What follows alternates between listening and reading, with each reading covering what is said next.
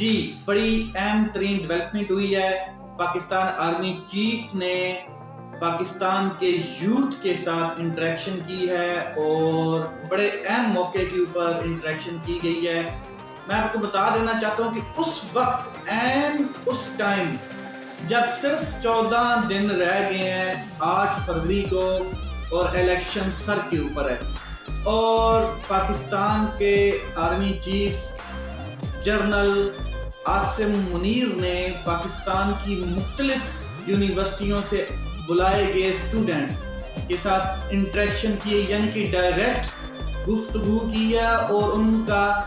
جو غصہ ہے، جو ان کے سوالات ہیں، جو ان کے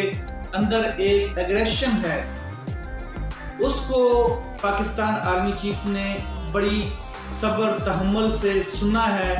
فیس کیا ہے اور ان کے کوسچنز لیے ہیں. اس کے اوپر